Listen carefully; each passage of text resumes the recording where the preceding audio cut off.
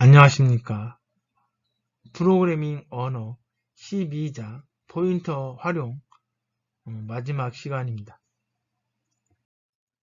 자, 이번 시간에는 포인터를 활용한 정렬과 탐색에 대해서 배워보도록 하겠습니다.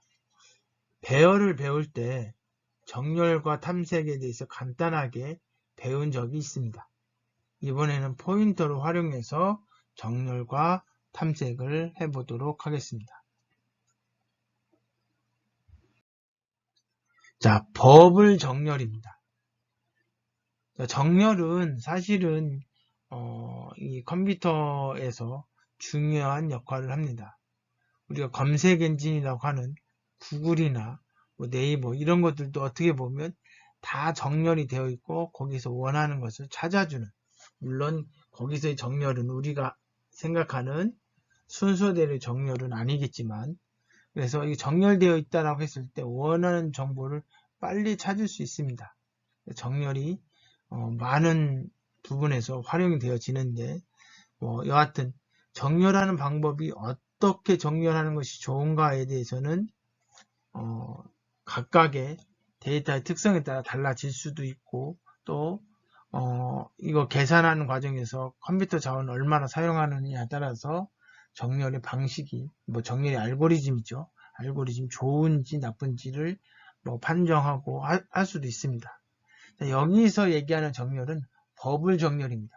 자, 버블 정렬이라고 하는 것은 여기서도 얘기하고 있듯이 가장 많이 알려진 정렬이 버블 정렬이라고 얘기하고 있고요. 이 버블 정렬은 우리가 쉽게 시스템을 사용하는 방식이기도 합니다. 이렇게 DCAB로 정렬이 되어 있지 않은 상태의 값이 있으면 어떻게 정렬하냐면, 우리가 일반적으로 정렬할 때 어떻게 해요? 여기서 가장 작은 거를 먼저 찾고 그 다음 찾고 이런 식으로 찾을 수도 있지만, 어떻게 또 찾냐면 두 개씩 비교하는 거예요. 그리고 비교했더니 뭐예요? D가 C보다 크죠. 그러니까 CD로 바꾸고, 그 다음에 CD로 바꾸면 이렇게 되겠네요. 그죠? 그 다음에 요거를 비교해요. 요거 비교했더니 뭐가 돼요? A가 더 작죠? AT 이렇게 돼요. 그리고 나서 이 두 개를 비교하는 거예요. 비교했더니 뭐예요? 여기서 작으니까 CA, BT 요렇게 됩니다. 여기까지 한 바퀴 쭉 돌아서 온 이 상태가 1회입니다. 1회. 그리고 나서 이 상태에서 다시 두 개씩 묶어요. 여기서 뭘 알 수 있어요? 자, C가 A보다 크다는 걸 알 수 있죠. 이렇게 될 거고, 상태에서 이걸 비교해요. 그러면 당연히 A, B, C, D가 되겠죠. 이거 비교했더니 제대로 돼 있어요. 그러면 여기까지가 결국은 뭐예요? 2회 수행입니다. 그리고 3행도 수행이 되는 거예요. 근데 변화가 없죠. 4행도 수행이 되는데 변화가 없어요. 왜냐면 정리가 다 돼 있기 때문에 그렇습니다. 자, 이것을 우리는 뭐라고 부른다? 버블 정렬이라고 합니다. 자, 순서대로 정렬하는데 두 번째까지 정렬되니까 그 다음부터 정렬이 안 된다는 얘기죠. 자, 여기까지 끝이란 얘기예요. 정렬 이미 비교했더니 정렬이 끝났다는 얘기니까. 자, 다음은 버블 정렬을 하는 프로그램입니다. 한번 같이 보도록 하겠습니다. 자, 사용자가 키보드로 문자를 입력을 합니다. 그 공간을 80칸으로 잡았습니다. 그죠? 버블이라고 하는 함수를 위에서 정의했는데, 얘는 결국은 뭘 리턴하지 않고 안에서 처리를 하고 싶은 거예요. 그러면 어떻게 해야 돼요?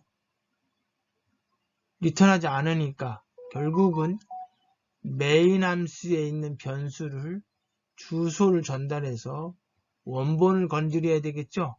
그러다 보니까 얘의 주소를 전달해야 되는데, 중요한 건 얘의 주소는 뭐예요? 배열의 이름이 주소라고 했죠? 그래서 주소를 이렇게 입력을 합니다. 여기죠, 여기. 여기에 입력을 하면 얘를 누가 받아요? 포인터 변수만이 주소를 담죠. 그러니까 포인터 변수로 받아야 됩니다. 그죠? 그리고 항상 우리가 배열을 전달할 때는 뭘 얘기해 줘야 된다고 했어요? 배열의 크기를 같이 전달해 주는 것이 필요하다. 그 이유는 배열이 어디가 끝인지 알려주지 않기 때문에 어디까지 해야 될지 몰라요. 그래서 항상 특별한 경우 아닌 이상은 배열의 크기도 같이 전달합니다. 이때는 이 배열의 크기를 전달하는데 문제는 80을 전달하는 것이 아닙니다.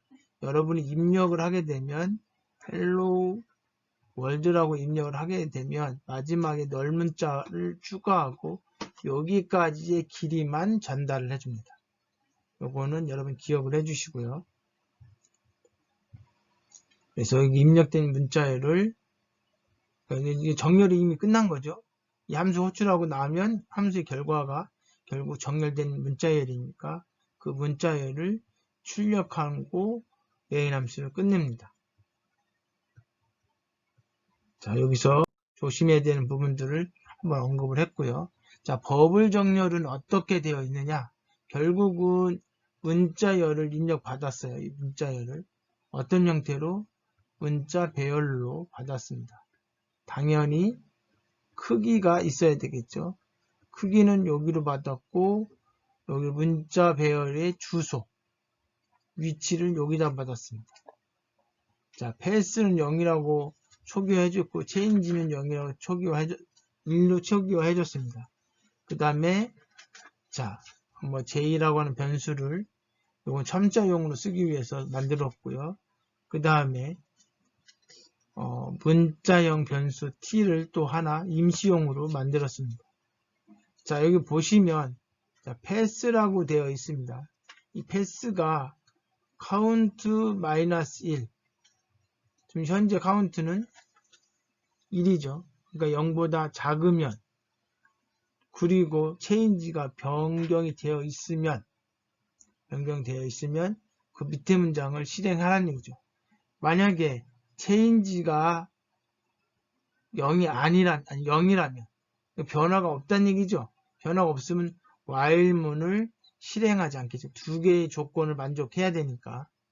자, 여기 만약에 변화가 있다면 while문을 수행을 하는데 수행하기 전에 변화 없는 걸로 바꿔주는 거죠. 왜? 그 다음에 만약에 이 밑에서 변화가 없었으면 체인지가 바뀌지 않을 거고 바뀌지 않으면 0을 저장하고 있으니까 그 다음 while문에서 반복문이 수행이 안 되겠죠. 왜? 변화가 없으니까 그 다음에도 변화가 없을 거고 계속 없을 거니까. 자, 그 얘기입니다. 아까 버블용으로 해서 버블 정렬할 때 보니까 이미 정렬되면 그 다음을 안 한다고 했죠. 굳이 해보나 똑같다고 했으니까. 그래서 중간에 중단시키려고 하는 겁니다. 자, 그리고 이제 반복문을 수행을 하겠습니다. 반복문을 수행하는데 두 개를 묶어서 이 두 개의 첫 번째를 J라고 하면 두 번째 거는 J 플러스 1번째죠. 그래서 J가 지금 어딘지 몰라. 처음에는 0부터 시작하겠지만 0하고 1번째, 1하고 2번째, 2하고 3번째 이런 식으로 두 개씩 묶어서 이 두 개를 비교합니다. 비교해서 만약에 얘가 더 작으면 상관없는데 얘가 더 작으면 위치를 바꿔줘야 돼. 바꿔주기 위해서는 임시 변수가 하나 필요하겠죠. 그렇죠? 자, 이렇게 됩니다. 이거 뭐 얼마나 한다? 여기까지 한다 이거죠. 그렇죠? 다 뒤에 가서 바꾸는 것을 한번 보도록 하겠습니다.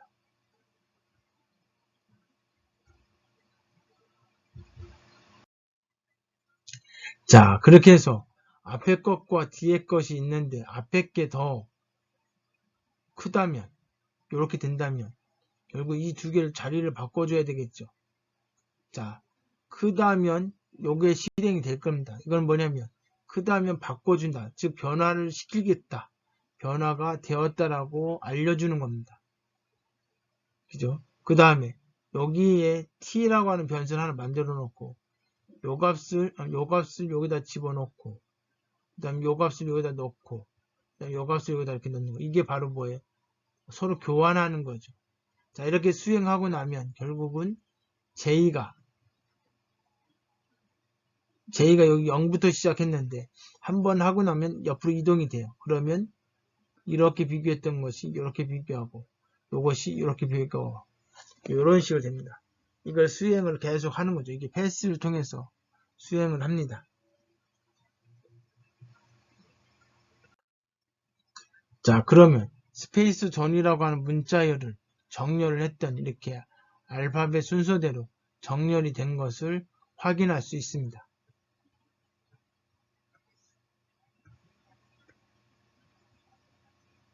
네, 뭐 계속 왔다 갔다 하면서 변화를 시켰습니다.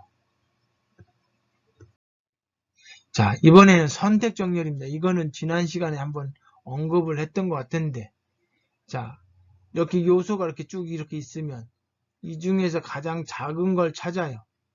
가장 작은 거를 찾아서 어디다 놓냐면 앞에다 놓습니다.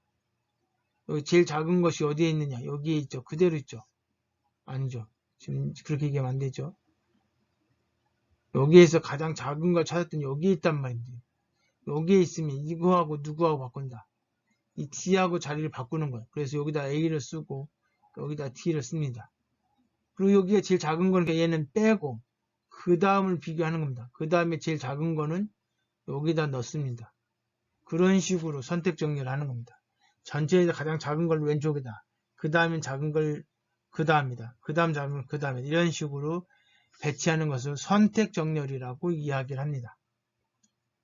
그래서 한번 수행할 때마다 전체가 아니고 하나씩 줄어든 배열을 가지고 작은 걸 찾는 겁니다. 자, 이렇게 쭉 보고 그 다음에는 첫 번째 거는 안 보고 두 번째 거부터 다시 보고 제일 작은지를 판단하는 거죠. 그래서 해당 위치에다 배치를 해주는 거죠.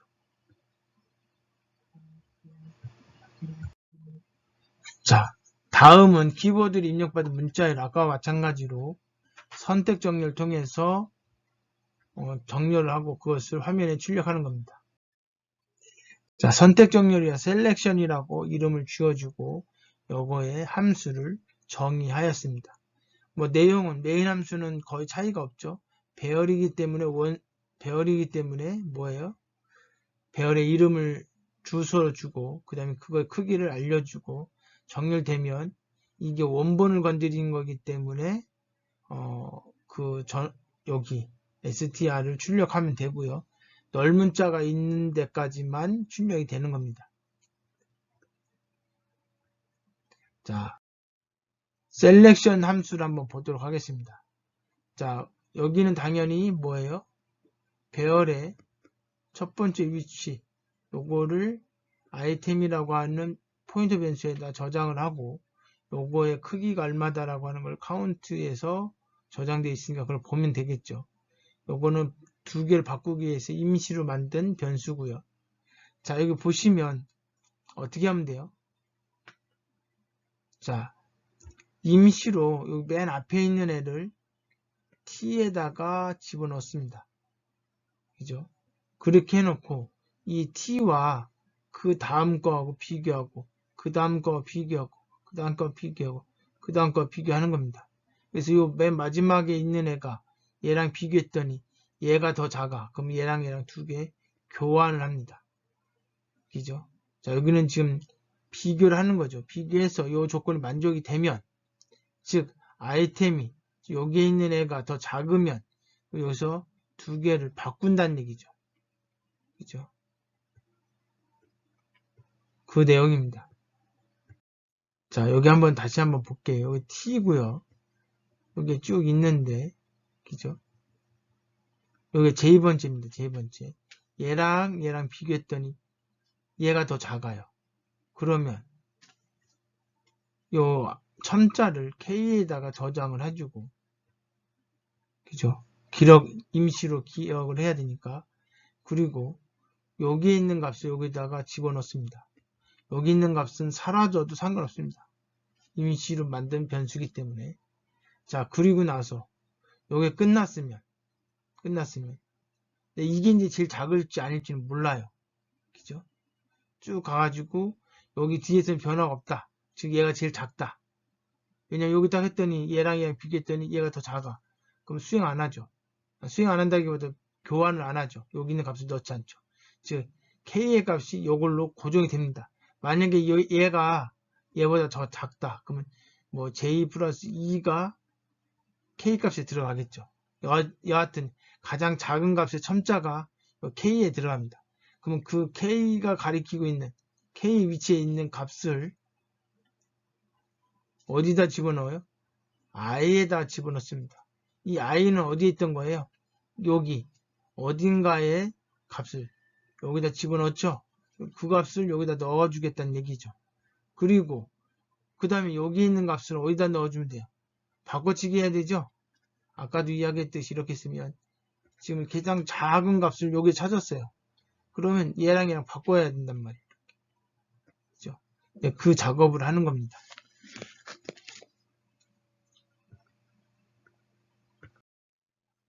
자, 그래서 문자열로 입력된 것을 선택 정렬해서 이렇게 출력된 것을 알 수 있습니다. 자, 여기서 중요한 건 대문자나 소문자, 숫자가 들어있을 때는 ASCII 코드로 값을 생각하시면 어떤 게 앞이고 어떤 게 뒤인지 알 수 있습니다. 자, 대문자가 소문자보다 기본적으로 앞에 있습니다. 참고하시고요.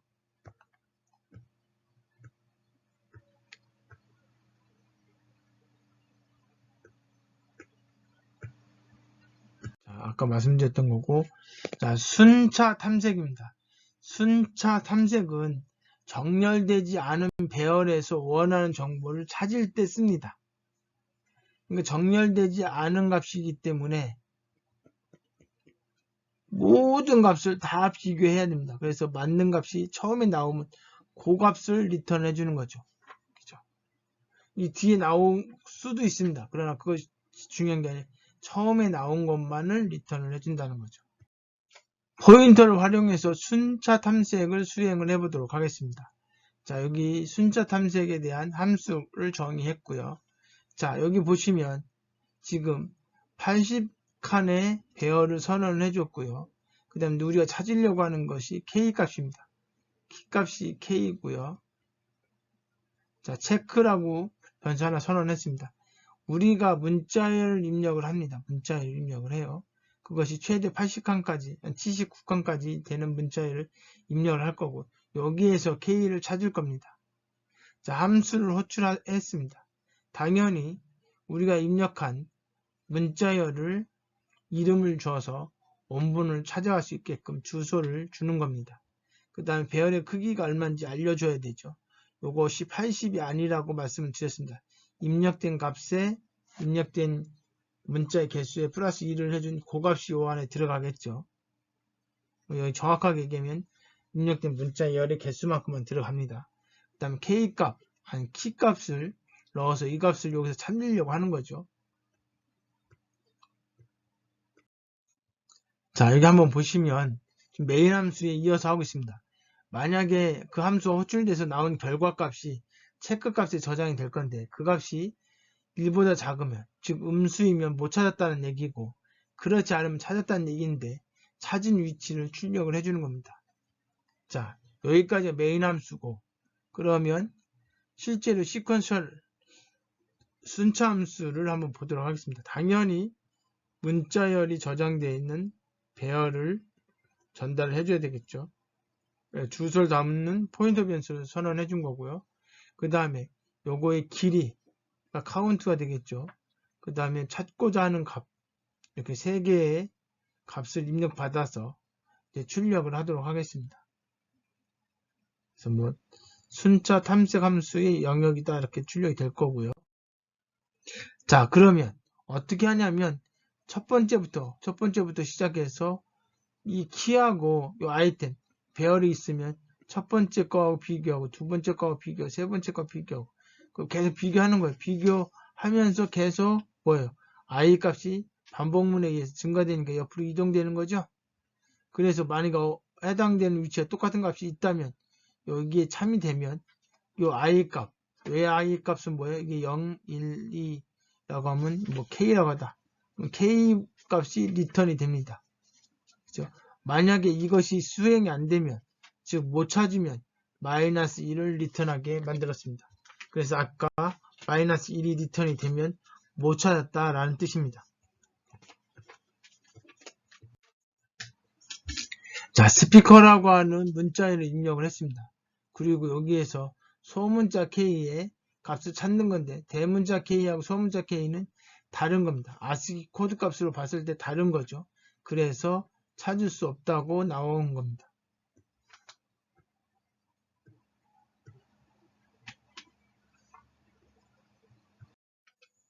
자, 만약에 스피커라고 해서 소문자로 입력을 하게 되면 K를 찾았다고 알려주고 그거의 위치는 0부터 시작이 아니라 1부터 시작한 걸로 표현해서 5번째에 K 값이 있다라고 알려준 겁니다.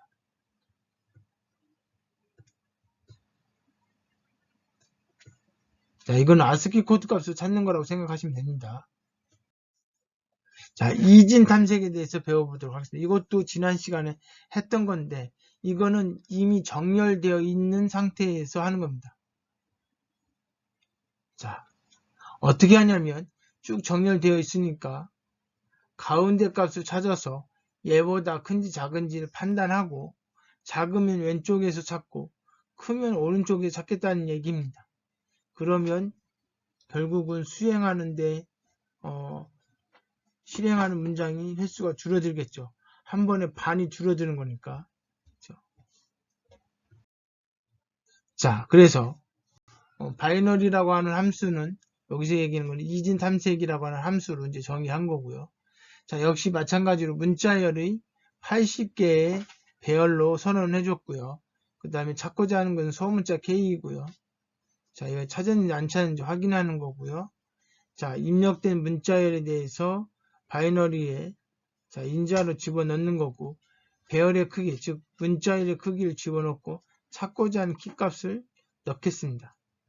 자, 이렇게 해서 이 함수가 호출이 되면 그 결과값이 체크에 저장이 되는데 마이너스 1이라면 못 찾았다는 얘기입니다. 자, 아까와 마찬가지로 리턴 값이 마이너스 1이라면 못 찾았다라고 얘기하는 거고 그렇지 않으면 찾았고 찾았으면 위치를 찍으란 얘기고요. 플러스 1을 한 이유는 0부터 시작된 거기 때문에 그렇고요. 바이너리 함수를 한번 보도록 하겠습니다. 당연히 문자열을 받는 포인터, 즉 배열의 시작 주소를 담아놓고 그 다음에 이 배열의 크기를 지정해주고 그 다음에 찾고자 하는 키값을 넣습니다. 자, 이렇게 변수를 선언해주고 자, 하이라고 하는 것은 여기 문자 길이의 마이너스 1, 즉 0부터 시작하는 게 맨 마지막에 있는 문자 요걸 가리키는 거죠. 요 위치를. 그래서 이렇게 하이에다 그걸 집어넣습니다. 우리는 어떻게 찾으려고 하냐면 이렇게 있으면 이게 정렬되어 있으니까 이 로우하고 하이를 구해서 중간을 찾아요. 그리고 여기하고 비교를 하는 겁니다. 자, 언제까지 반복하냐면 로우하고 하이가 로우가 하이보다 작거나 같을 때까지 하는 겁니다. 이게 뒤바뀌는 순간이 바로 더 이상 찾을 수 없는 순간이거든요. 자, 그래서 요거의 중간값이 여기입니다. 여기 2로 나눠지는 겁니다. 여긴 당연히 얘랑 얘가 합쳐지면 홀수가 될 수도 있고 짝수가 될 수 있어요. 근데 그걸 2로 나누면 정수로 나누고 얘도 정수기 때문에 요 미들이죠. 중간값은 정수가 됩니다. 그죠? 소수점 이하가 없어지는 거예요. 그래서 그 값하고 우리가 찾고자 하는 값하고 비교를 해요. 그래서 만약에 사실 같으면 끝난 건데 안 같다는 얘기는 무슨 얘기예요? 자, 이 키값이 만약에 요 값보다 여기 값보다 작다면 뭐예요? 결국은 여기에 값이 있다는 얘기죠? 그럼 이미 이거는 비교했으니까 이거 빼고 그 앞에 있는 애를 하이트라고 한 겁니다. 하이라고 한 거고요. 만약에 요것이 아니란 얘기는 무슨 얘기예요? 이게 아니면 이거나 이거겠죠. 아니라면 그럼 요거일 때는 여기서 찾으란 얘기고 요거일 때는 요거죠. 요거일 때는 뭐예요? 잘 찾았다는 얘기죠. 그죠? 그래서 미드라고 하는 요 값을 리턴해 주란 얘기죠. 자, 이런 식으로 해서 값을 찾는 것을 이야기할 수 있습니다. 자, 여기 보시면 내가 찾고자 하는 값은 뭐냐면 K이고, 그죠? 그 K의 값을 찾았다는 얘기죠. 어디에서? 5번째에서 찾았다는 얘기죠. 그러니까 내가 입력한 문자열에서 특정 K 값을 찾는데 그 위치를 찾아준 겁니다. 이게 이진 탐색이 되는 겁니다.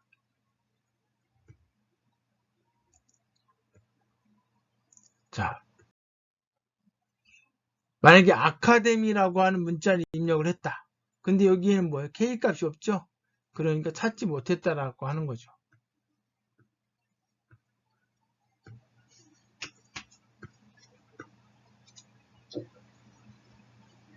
이게 지금 애니메이션 잘못된 건데, 여하튼 뭐 그거 신경 안 쓰시고, 지금 이진 탐색에 대해서 설명하고 있습니다. 자, 이번 시간에는 포인터를 이용해서 정렬과 그 다음에 탐색에 대해서 배웠습니다. 정렬에는 두 가지, 버블 정렬과 그 다음에 선택 정렬에 대해서 배웠습니다. 그리고 탐색은 순자 탐색과 이진 탐색이 있었습니다. 요거는 사실은 그렇게 중요하지 않습니다. 문법을 설명하는 게 아니기 때문에. 하지만 실질적으로 이런 것들은 프로그램적으로도 여러분이 알아두면 좋고, 그 다음에 코딩 실력을 키울 때도 상당히 도움이 됩니다. 그래서 여러분들 프로그램 소스를 보지 않고 한번 이거를 코딩 할 수 있는지를 한번 테스트 해보시기 바랍니다. 뭐 간단하게 정리하자면 버블 정렬이라고 하는 것은 쭉 이 값이 이렇게 나열되어 있으면 두 개씩 비교해서 정렬하는 것을 버블 정렬이라고 하고, 선택 정렬이라고 하는 것은 이렇게 있으면 가장 작은 것을 왼쪽에 놓고 나머지를 비교해서 또 작은 것을 두 번째, 이런 식으로 n개가 있으면 n개에서 작은 거, n-1개에서 작은 거, n-2에서 작은 거, 이런 식으로 쭉 찾아서 수행하는 것이 선택 정렬이 되는 거죠. 자, 순차 정렬은 하나씩 비교하는 거예요. 그죠? 그리고 이진 탐색은 반을 뚝 잘라서 비교하고, 그리고 왼쪽인지 오른쪽이 선택해서 거기서 또 반, 또 반. 그래서 전체에서 반, 그거의 반, 이런 식으로 해서 빨리 찾을 수 있죠. 단 이진 탐색은 전제 조건이 뭐예요? 정렬되어 있는 상태에서 탐색을 할 수밖에 없다. 정렬이 안 돼 있으면 순차 탐색을 해야 되는 거죠. 자, 이렇게 해서 12장 포인터 활용의 마지막 시간 이론 수업을 마치도록 하겠습니다. 수고하셨습니다. 감사합니다.